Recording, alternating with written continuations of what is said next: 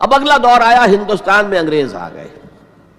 یہاں موجود بہت سے غیر مسلموں کو شاید میری باتیں اب کچھ ناگوار گزریں، لیکن کچھ حقائق ہیں جو تلخ ہیں لیکن حقائق ہیں، انہیں سمجھنا چاہیے. انگریزوں نے یہاں آ کر حکومت چھینی سی مسلمانوں سے بیشتر.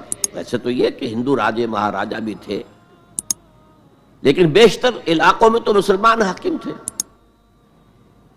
لہذا انہوں نے مسلمانوں کو دبانا بہت ضروری سمجھا، اس لیے کہ جو سابق حاکم ہو ان میں ایسپیریشنز پیدا ہوتی رہتی ہیں کہ ہم تھے یہاں کے حاکم، کیوں نہ واپس حاصل کریں. بغاوت کے ان کے اندر جراثیم مسلسل پروان چڑھتے ہیں.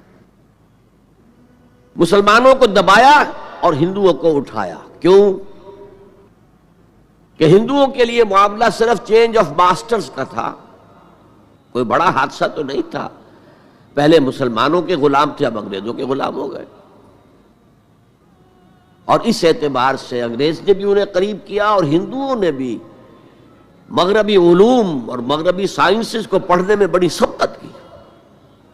بنگال میں انگریز آیا، اور بنگال میں آپ کو معلوم ہے اکثر و بیشتر جو سائنسدان پیدا ہوئے جن کی کہ لکھی ہوئی ٹیکسٹ بکس جو ہیں بہت عرصے تک استعمال ہوتی رہی ہندوستان میں. یہ کون تھے؟ چیٹرجی، بینرجی، سب کے سب بنگالی تھے.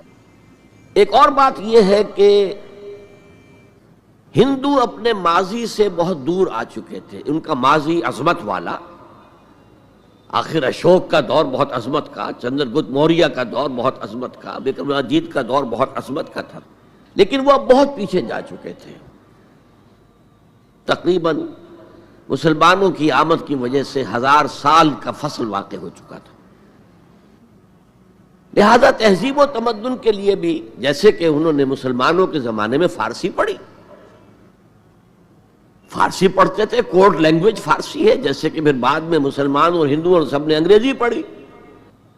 ملازمتیں ملیں گے تو انگریزی پڑھنے والوں کو ملیں گی، راستہ کیریئرز کا کھلے گا تو انگریزی پڑھنے والوں کا کھلے گا. اسی لیے کہاوت تھی ہندوستان میں، پڑھے فارسی اور بیچے تیل، دیکھو رے قسمت کے کھیل.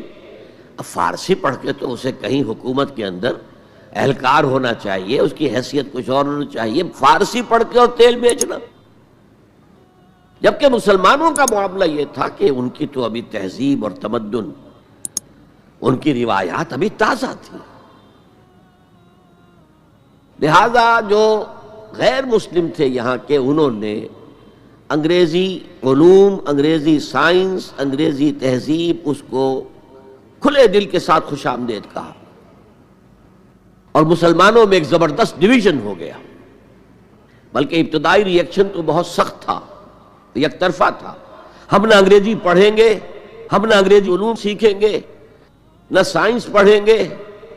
ہم تو اپنے کونوں کھدروں میں، اگرچہ جو سیلاب آ گیا ہے اس کو روکنے کی طاقت تو ہم میں نہیں ہے، لیکن ہم کونوں میں جا کر بیٹھ جائیں گے. قال اللہ قال الرسول.